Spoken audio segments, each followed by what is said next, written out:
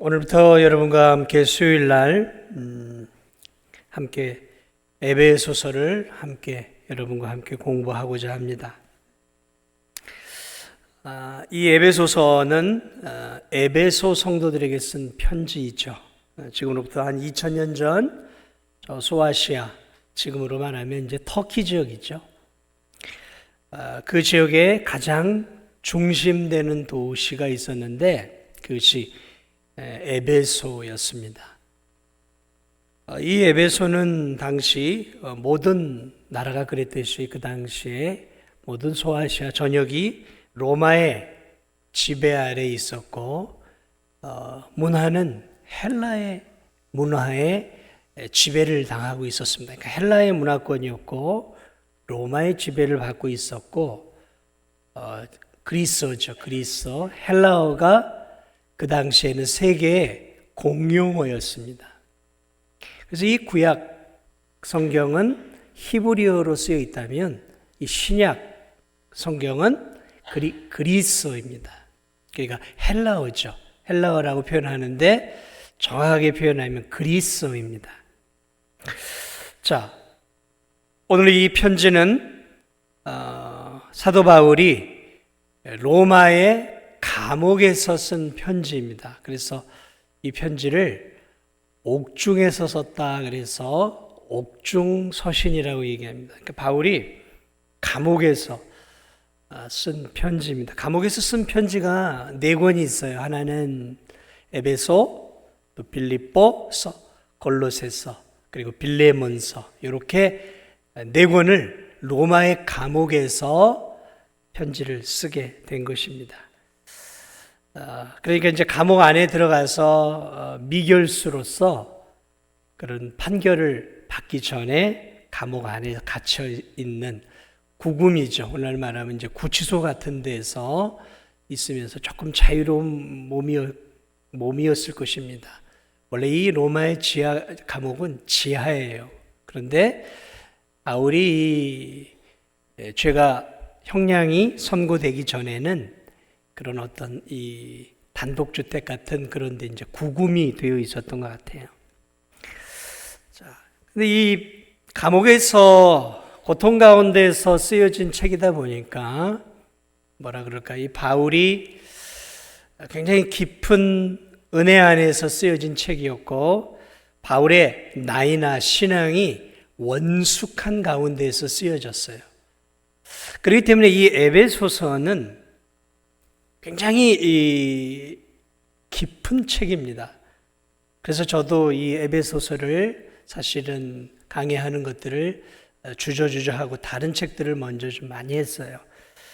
이 에베소서를 윌리엄 바클레이라고 하는 신학자는 에베소서는 서신서 가운데 여왕이다 이렇게 표현을 하기도 했고, 어떤 신학자는 기독교 신앙의 정수이다라고 표현하기도 했고, 또 심지어 어떤 신학자는 이 에베소서의 내용은 너무도 숨이 막힐 정도로 아름답고 장엄해서 성경의 그랜드 캐니언이다라고 말할 만큼 이 에베소서를 극찬하고 있습니다. 우리 기독교가 종교개혁을 통해서 나올 때 지대한 공헌을 했던 종교개혁자 칼뱅 목회자는 그가 가장 좋아했던 책이 또 이 에베소서였습니다. 그러므로 이 에베소서는 6장밖에 안 되는 대단히 짧은 서신이지만 로마서와 더불어서 이 복음의 진수와 정수가 담겨 있는 굉장히 중요한 책입니다. 엑기스와 같은 책이죠. 그래서 오늘부터 이 에베소서를 여러분과 함께 살펴보고자 합니다. 자, 오늘 이 에베소서는 편지죠. 편지의 형식으로 쓰여져 있는 내용입니다. 오늘 이 편지의 발신자는 1절 보니까 하나님의 뜻으로 말미암아 그리스도 예수의 사도된 나 바울이라고 말하고 있어요. 그래서 편지의 발신자는 바울이라는 사실을 알 수 있습니다. 그는 이 구약 신약 성경 서신에 대략 한 13권을 쓴 그러한 저자이기도 하고요. 이 바울은 저 아시아 길리기아 다소라고 하는 거기서 태어난 유대인이었습니다. 그는 태어나면서부터 로마의 시민권자였지만 그는 유대인이었습니다. 그리고 그는 가말리알 문화라고 하는 당대 최고의 석학에게서 이렇게 사사를 받은 박식한 랍비였고 대단히 청명한 그러한 바리새인이었습니다. 그러니까 미래가 아주 밝은 대단히 촉망받는 바리새인이었다라는 것이죠. 자, 그런데 그가 예수님을 믿기 전에 그는 예수님을 핍박하고 박해하고 예수님 믿는 자들을 잡아서 감옥에 쳐넣거나 이렇게 죽이는 대로 이렇게 집어넣는, 당시 말하면 예수당이라고 하는 이단의 당을 박멸하는 데 1등 공신이었어요. 주도적인 인물이었어요. 그래서 이 사도행전을 보면 초대교회 때 사도들이 세운 집사들 가운데 하나였던 스데반 집사는 바로 사도 바울이 예수님을 믿기 전에 사도 바울이 주도적으로 죽인 그런 스데반 집사를 죽이는데 1등 공신을 했던 게 바로 예수님 믿기 전에 사도 바울이었다라는 거죠. 이 바울은 평생을 자기가 믿음의 사람들과 스데반을 죽였다라는 그 엄청난 그 죄책감을 가지고 겸손하게 그래서 사역을 하게 되어집니다. 자, 어쨌든 그는 예수 그리스도를 믿는 자들을 이단이라고 생각을 했고 그는 충실하게 그들을 잡아서 죽이는 것이야말로 자기가 하나님을 위해 할 수 있는 최고의 일이라고 생각을 했어요. 그러다 대제사장의 공문을 받고 저 위쪽에 다메섹이라고 하는 곳에 그리스도인들이 모여 있다라는 이야기를 듣고 다메섹에 있는 그리스도인들을 잡아내기 위해서 대제사장의, 오늘날로 말하면 검찰이 그런 걸 이제 누군가 이렇게 체포하는 무슨 체포영장 같은 거겠죠. 그런 걸 가지고 다메섹을 향해 가다가 놀랍게도 하늘로부터 빛이 임함으로 거기서 부활하신 예수님을 만나게 되어져요. 그러면서 눈이 멀며 부활하신 예수님을 만나고 거기서 극적으로 회심을 하게 되어지고, 그리고 그 회심하는 과정 속에서 그가 예수님을 믿고 부활하신 예수님으로부터 너는 이제 이방인의 사도이다라고, 이방인의 사도로 친히 예수님으로부터 부름을 받아서 예수님의 마지막 사도가 되어져요. 자, 오늘 바로 그러한 극적인 인생의 극적인 반전을 이루었던 이 바울, 그 바울이 이제 그 예수 그리스도를 만나게 되어지면서 그의 인생을 이제 독신으로 살면서 복음을 위해서 온 세계를 걷고 때론 말을 타고 때론 배를 타고 다니면서 전 세계 소아시아와 저 그리스도와 유럽에 이르기까지 이렇게 복음을 증거하면서 저 조그마한 땅 팔레스타인 안에 갇혀있던 하나님의 복음을 세계적인 종교로, 세계적인 그런 큰 종교로 만드는데 1등 공신을 하는 큰 역할을 감당하게 되어집니다. 가는 곳마다 회심자들이 생기고 가는 곳마다 교회들이 생겼는데, 오늘 이 에베소 교회는 바울이 3차 전도 여행을 하면서 대략 3년이라고 하는 시간 동안 복음을 증거하면서 거기서 교회를 세워요. 그 교회가, 교회 이름이 뭐라고요? 그게 에베소 교회라는 거예요. 3년이라는 시간 동안 바울이 다니면서 가장 오랜 시간 동안 머물면서 복음을 증거한 교회죠. 제가 이전에 데살로니가를 강의를 했는데 데살로니가는 길어야 3개월밖에 못 있었어요. 길어야 3개월이었어요. 그런데 이 에베소서에는 3년이라는 시간 동안 있었단 말이죠. 그러니까 에베소 성도들의 신앙은 상당한 수준이었을 것이라는 거죠. 자, 이 편지 발신자의 바울의 교회에서의 직분이 무엇이었는가 보니까 1절을 다시 보세요. 하나님의 뜻으로 말미암아 그리스도 예수의 사도된 바울은, 바울의 공식 직함은 사도였습니다. 사도. 자, 지금은 교회 안에 직분에 사도가 있습니까? 없습니까? 네, 없죠. 우리 교회도 없습니다. 이 사도라고 하는 직분은 예수님이 친히 세우신 직분이에요. 예수님이 친히 세우신. 그래서 이 사도는 누가 사도가 될 수 있었냐면 예수님을 따라다니면서 예수님을 경험하고 예수님의 십자가의 죽음과 부활을 경험했던 예수님의 제자들만 예수 그리스도께서 사도로 세우셨어요. 그러니까 유일하게 공생애 가운데 없었고 부활하신 예수님이 사도로 세운 유일한 사람은 사도 바울이에요. 그러니까 바울 외의 모든 사도는 예수님을 직접 눈으로 보고 예수님의 제자로 따라다니면서 같이 먹고 자고 하다가 예수님의 십자가의 죽음도 경험하고 예수님의 부활도 눈을 통해 경험한 예수님의 제자들이에요. 유일하게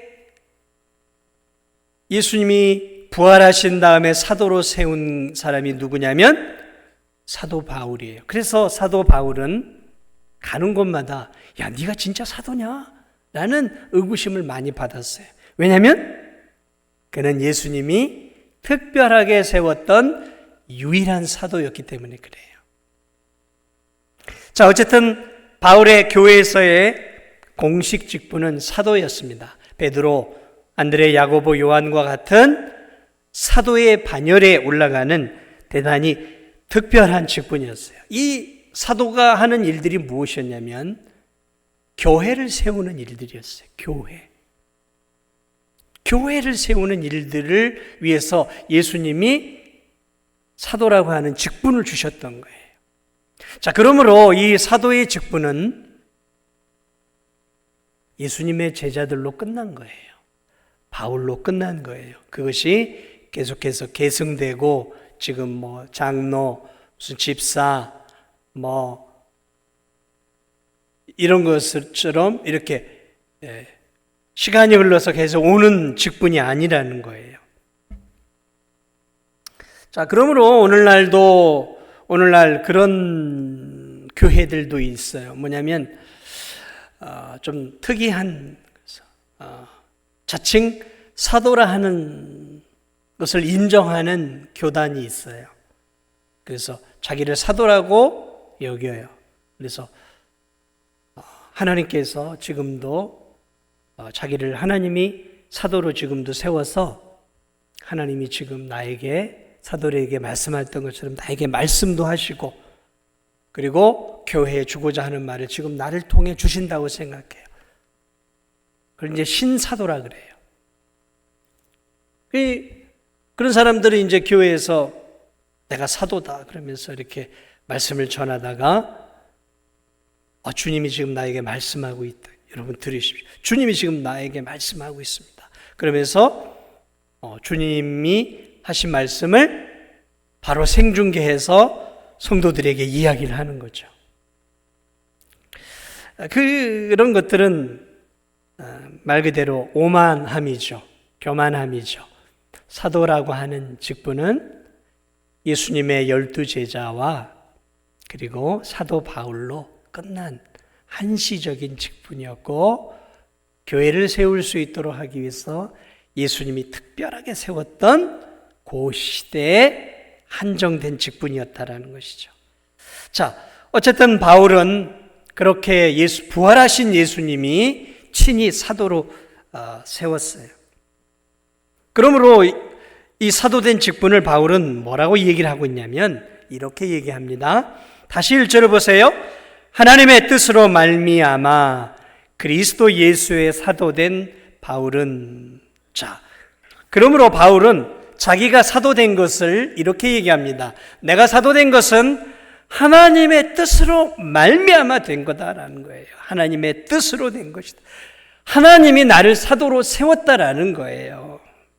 하나님의 뜻 가운데 내가 사도가 되었다라는 거예요. 바울이 내가 12제자를 예수님이 세운 것이 부러워서 나도 사도가 되고 싶어. 그래서 자기가 자기의 의지로 계획으로 사도가 된 게 아니었단 말이에요. 교회들이 당신은 예수님의 12제자인 사도들과 동등한 능력과 권능을 갖고 있네요. 당신은 사도와 방불한 사람입니다. 그러면서 교회 성도들이 바울을 사도로 세운 게 아니었다라는 거예요. 자기가 세운 것도 아니고 교인들이나 교회가 세워준 게 아니라 하나님이 세워주었다라는 거예요. 하나님의 뜻으로 말미암아 바울이 사도가 되었다라는 거예요.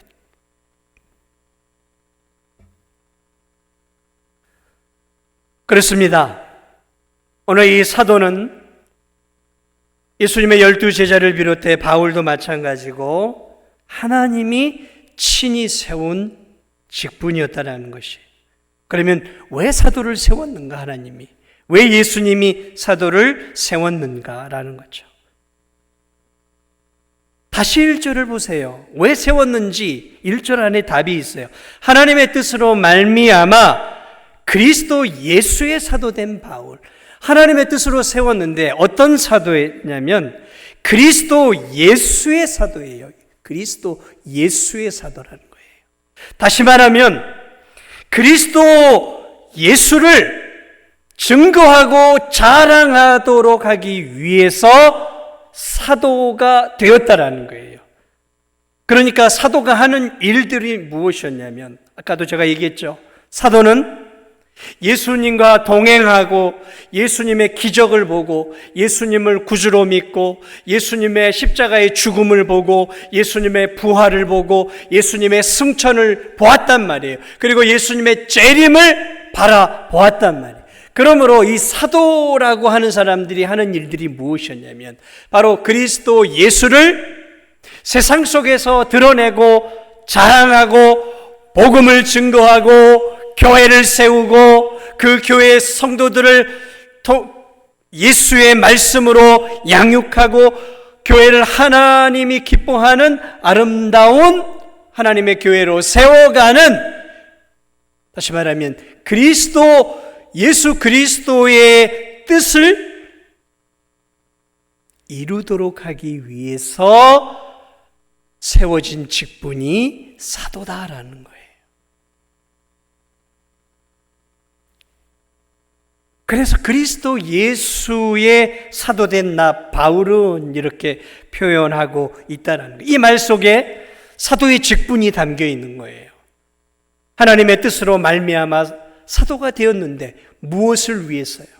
그리스도 예수의 사도. 다시 말하면 그리스도 예수를 세상 속에서 증거하고 복음을 증거하고 드러내어 그들로 예수님을 믿게 하고 그리고 교회를 세우고 그리고 그 교회를 예수 그리스도를 섬기는 아름다운 믿음의 공동체로 만드는 주도적인 역할을 하도록 하나님이 특별하게 세웠던 역할을 감당하는 사람들이 사도였다라는 거예요. 그렇습니다. 그것이 바로 오늘 이 편지를 기록한 사도 바울의 직분이었고 또 이 편지를 쓴 이유도 바로 그런 이유 때문인 것이죠.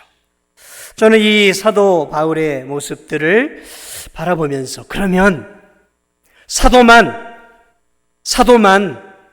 정말로 하나님이 세운 사람들인가? 아니라는 거예요. 아니라는 거죠. 사실은 사도를 그렇게 분명하게 세웠지만 그 이후로 하나님은 교회 안에 장로의 직분, 목사의 직분, 또 집사의 직분, 이런 교회 안의 직분들을 허락해 주셨는데 가만히 보면 그 직분들이 사도적이에요. 사도적이란 말은 사도들만 그런 일들을 해 나가는 것이 아니라 교회 안의 모든 직분자들은 사도는 아니지만 결국 궁극적으로 하나님께서 사도를 세웠던 것처럼 그러한 일들을 감당하는 역할을 하고 있다는 것이죠. 저와 여러분이 직분을 받은 직분자잖아요. 오늘 우리 직분자들이 해야 할 일들이 무엇일까? 가만히 생각해 보세요. 우리가 해야 할 일이 무엇입니까? 왜 하나님이 우리에게 구원의 은혜를 주시고 우리에게 직분을 주셨을까요? 때로는 권사로, 집사로, 안수집사로, 장로로, 목사로 우리를 왜 세우셨을까요? 왜 세우셨을까요? 그것은 우리로 하여금 우리가 믿고 있는 예수 그리스도를 세상 속에 드러내고 자랑해서 아직도 예수 그리스도를 모르는 자들에게 예수 그리스도만이 우리의 구원자이시고 우리의 구주이시고 그분을 통해 우리가 영원한 생명을 얻는다는 것을 우리로 하여금 전하도록 하기 위해서 우리에게 직분을 주셨고 또한 몸된 교회 안에서 그 직분을 가지고 몸된 교회를 세워가고 사랑하면서 하나님이 기뻐하는 아름다운 믿음의 공동체를 서로 간의 직분을 가지고 서로에게 그 직분의 역할들을 통해서 아름다운 교회의 공동체를 만들어 가라고 우리에게 직분을 주었단 말이죠. 그러므로 우리는 사도는 아니에요. 사도는 아니나 그럼에도 불구하고 결국 사도에게 주셨던 그 놀라운 직분을 여전히 우리가 지금 계승해서 가지고 있다라는 것이죠. 사랑하는 여러분, 그렇습니다. 직분은 폼으로 받는 게 아니에요. 직분은 과시하기 위해 받는 게 아닙니다. 여러분, 세상의 직분, 세상의 감투는 어떤 측면에서는 나를 과시하는 게 있죠. 사장이 되어지고, 부장이 되어지고, 과장이 되어지고, 일종의 나를 드러내는 내 신분을 높이는 하나의 어떤 신분 과시용이 될 수 있어요. 그러나 여러분, 교회 안에서의 직분은 나를 과시하는 용도가 아니에요. 죽도록 주 예수 그리스도를 드러내고 몸된 교회를 세우라고 충성하라고 주신 멍에입니다. 멍에예요, 사실은. 멍에예요. 무거운 거죠.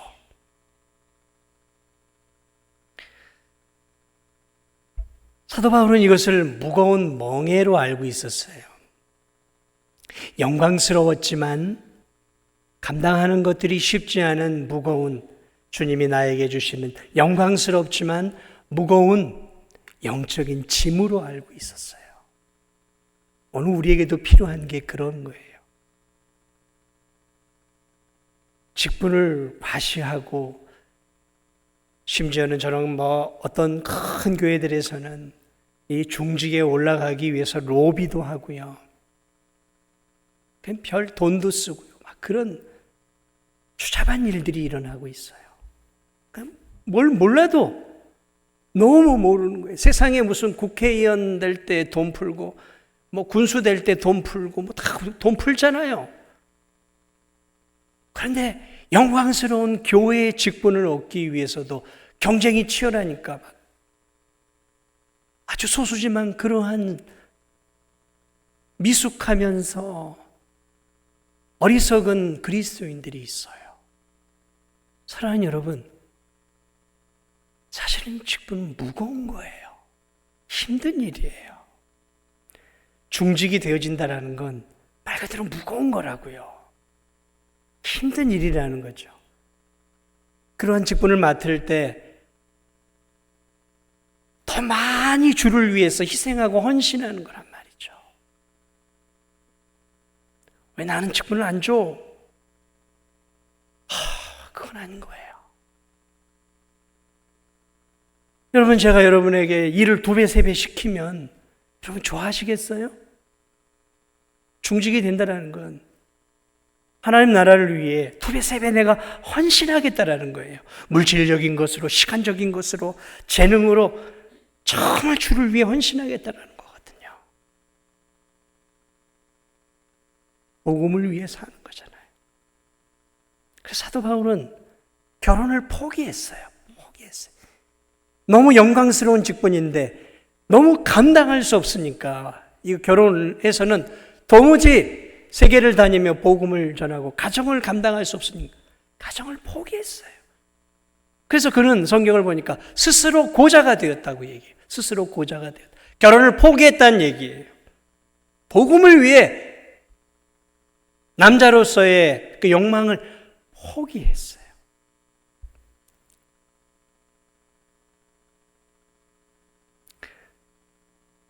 오늘 이 편지를 받고 있는 수신자는 누구입니까? 오늘 에베소 교회라고 말하고 있어요. 에베소. 아까도 얘기했지만 바울이 3차 전도 여행을 하면서 세운 교회. 이 에베소는 소아시아의 수도였어요. 부유한 지역이었어요.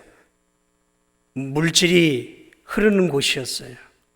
여러분, 이 물질이 흐르는 곳에는 언제나 2가지 특징이 있습니다. 어떤 특징이 있냐면 쾌락과 음란이 가득한 곳이. 그렇죠. 네. 경제가 성장할수록 문화는 타락하게 되어 있어요. 그러므로 이 에베소에도 음란이 가득했어요. 그리고 또 하나는 우상이 성행했어요. 그래서 이 아뎀이라고 하는 다이아나 신전이, 불가사의한 다이아나 신전이 있었어요. 거기에 그 신전 안에 수천 명의 여자 사제들이 있었어요. 우상과 쾌락과 음란이 가득한 도시였어요. 바울은 이 우상과 쾌락과 음란이 가득한 물질 만능주의, 오늘날로 말하면 서울과 같은 대도시를 얘기하고 있는 거예요. 그리고 그 대도시에서 3년을 거하면서 복음을 증거하고 한 영혼 한 영혼을 우상의 종에서 끄집어내서 한 영혼 한 영혼을 세워서 에베소 교회를 세운 거예요. 1절 중반절에 다시 한번 볼까요? 예수의 사도된 바울은 에베소에 있는 성도들과 그리스도 예수 안에 있는 신실한 자들에게 편지하노니, 이 에베소에 있는 성도들과 그리스도 예수 안에 있는 신실한 자들, 이것을 조금 더 쉽게 여러분들에게 풀어드리면 이런 얘기예요. 여기서 에베소에 있는 이 그리스도인 신자들에게 편지를 하고 있는데, 에베소에 있는 그리스도인 신자들을 지금 3가지로 정의하고 있어요. 다시 말하면 그리스도인을 3가지로 정의하고 있는데, 그 첫째로 뭘 얘기하고 있냐면 에베소에 있는 성도들과 그랬어요. 그리고 그리스도인을 성도라고 표현하고 있어요. 이 성도를 정확하게 영어로 표현하면 세인트예요. 이 세인트를 로마 가톨릭이 천주교에서는 뭐라고 얘기하냐면 세인트를 성인이다 라고 표현합니다. 성인이에요, 세인트는. 근데 우리 성경에서는 성도라고 말하고 있죠. 성인이라는 의미예요, 성자. 여러분, 로마 가톨릭에서는 아무나 세인트가 되지 않습니다. 아무나 성자가 되지 않아요. 아무나 성인이 되지 않습니다. 로마 가톨릭에서는 성인이 되려면 되게 죽어야 돼요. 테레사 수녀처럼 죽어야 됩니다. 좋은 일 많이 한 사람들에 의해서 성인으로 추대가 되려면 추대하는 사람들이 있고, 또 법정에서 이렇게 자기들 나름의 법정에서 공방전이 오고 갑니다. 이 사람이 성인이 될 수 있는 자격을 얘기합니다. 기적을 얼마나 행했고 이 세상 속에서 얼마나 좋은 일들을 했는지, 또 반대편에서는 이 사람이 세상 속에서 어떤 나쁜 짓을 했는지 이걸 드러내는 거죠. 그래서 다 합의를 해요. 캐톨릭의 그런 합의하는 사람들이, 높은 위치에 있는 사람들이 논의의 논의를 거듭해요. 그래서 그 사람을 성인이 될 만하다 하면 추대를 하는 거죠. 그러면 이제 성인이 되어지면 일반 신자하고는 다르게 높아지는 거죠. 거의 이제 신적인 경지에 올라가요. 그거를 성인이라고 얘기를 해요. 세인트라고 해요. 그러니까 천주교에서는 아무나 성인, 성도가 될 수 있는 게 아니에요.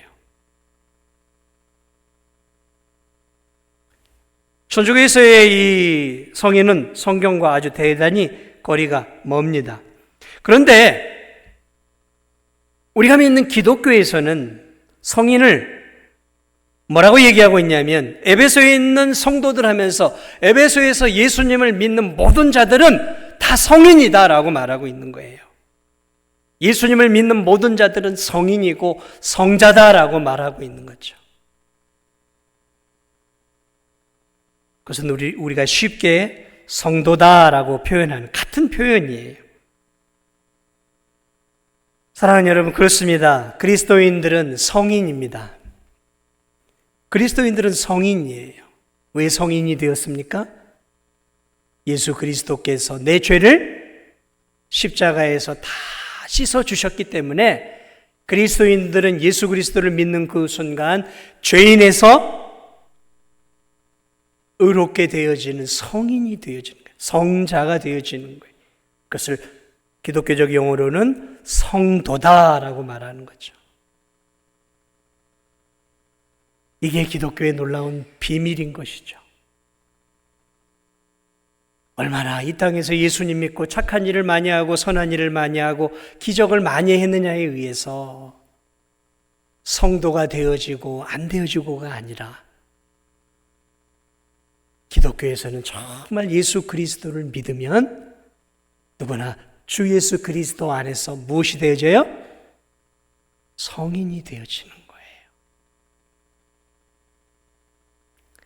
그러므로 오늘 바울이 말하고 있는 게 뭐냐면, 그리스도인은 성인이다라고 말하고 있는 거예요.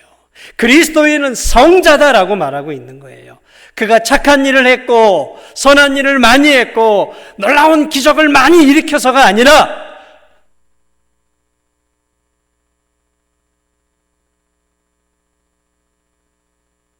그가 1절을 다시 보면 그리스도 예수 안에 있기 때문에, 그리스도 예수 안에 있기 때문에 성인이 되었다라는 거죠. 그리스도 예수 안에 있는 신실한 자들에게 편지, 그리스도 예수 안에 있는 그리스도인들은 그리스도 예수 안에 있기 때문에 거룩해진 것이라는 거예요. 그리스도 예수 안에 있다라는 말은 예수 그리스도를 믿음으로 그리스도가 내 안에, 내가 그리스도 안에 있게 되어지는 거예요. 그리스도와 내가 연합이 되어지는, 거룩하신 주님이 내 안에, 내가 예수님 안에 있게 되어지면서 내가 성인, 거룩한 하나님의 백성이 되었다라는 것이죠. 그러므로 그리스도인의 특징은 그리스도와 연합이 되어져 그리스도 안에 있는 자들이라는 의미가 있는 거예요. 하나님 여러분, 예수님이 요한복음 15장에서 그런 얘기를 했죠. 나는 포도나무요, 너희는 가지다. 포도나무와 가지를 뗄 수 있습니까? 포도나무 따로 가지 따로입니까? 아니죠. 가지도 포도나무예요. 가지와 포도나무는 뗄 수 없는 거예요. 하나이라는 거죠. 예수님을 믿는 그 순간, 예수님이 거룩하면 우리도 거룩해진 거예요. 아멘?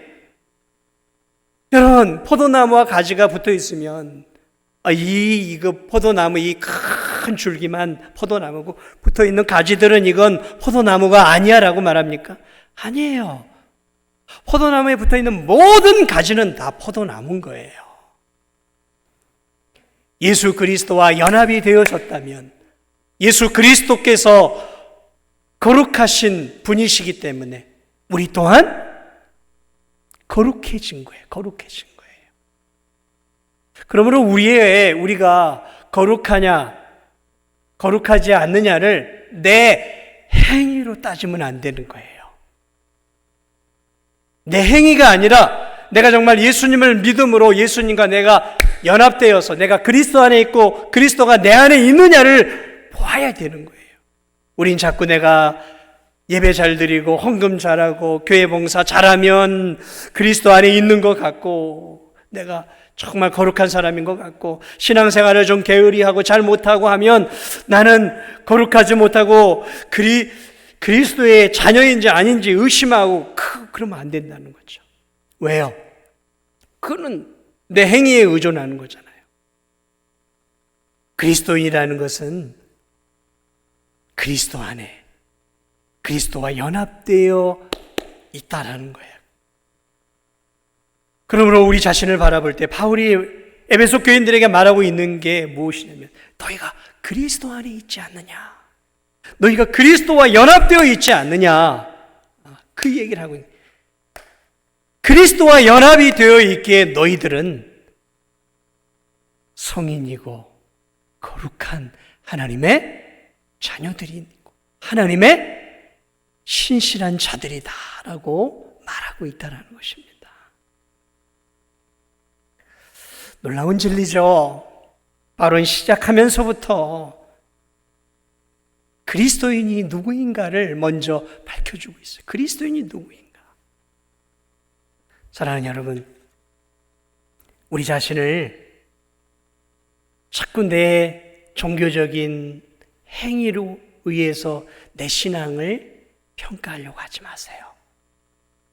우리가 믿음 안에서 믿음으로 잘 사는 것 중요해요. 그러나 그것보다 더 중요한 것은 늘 내가 그리스도 안에 있는가, 그분과 연합되어 있는가를 살펴보는 거예요. 정말 내가 예수 그리스도를 믿고 있느냐? 정말 내가 예수님을 믿고 있다면 나는 뭐예요?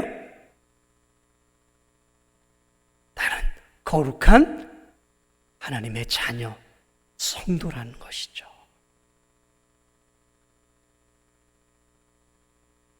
말씀을 마무리합니다. 바울은 거룩한 성도, 그리스도 안에 있는 이 거룩한 성도, 예수 그리스도를 믿는 이 신실한 에베소 성도들을 향해 편지를 시작하며 축복으로 2절을 기록하고 있습니다. 하나님 우리 아버지와 주 예수 그리스도로부터 은혜와 평강이 너희에게 있을지어다. 은혜와 평강이 그들에게 있기를 기원하고 기도하고 있습니다. 사랑하는 여러분, 에베소 성도들이나 우리들이나 이 세상에서 믿음 생활하는 것은 절대로 쉬운 일이 아닙니다. 에베소 교회는 오늘 이 대한민국하고 큰 차이가 없었어요. 5만 가지 우상들이 있었어요. 돈만 있으면 쾌락을 즐길 수 있었어요. 돈만 있으면 하고 싶은 그런 쾌락과 욕망을 배출할 수 있었어요. 황금 만능이 가득한 곳이었어요. 물질이 최고였어요. 돈이 최고였어요. 그런 세상 속에서 더군다나 황제를 숭배하고 황제를 믿지 않는 자들에게는 핍박이 가해지던 우리보다 훨씬 더 어려운 시대에 믿음을 갖고 있었던 사람들이었어요. 믿음으로 살아가는 게 너무 어려운 시절이었어요. 우리도 마찬가지죠. 그런 큰 환난은 없지만 오늘 이 땅에서 죄악을 이기고 세상의 빛과 소금의 삶을 살아가는 일들은 에베소 교인들이나 오늘을 사는 우리는 대단히 어려운 일들이에요. 그러므로 오늘 에베소 성도들에게 필요했던 것이 무엇이었을까요? 바울이 볼 때 오늘 이 에베소 교회 성도들에게 필요했던 것은 하나님의 은혜였어요.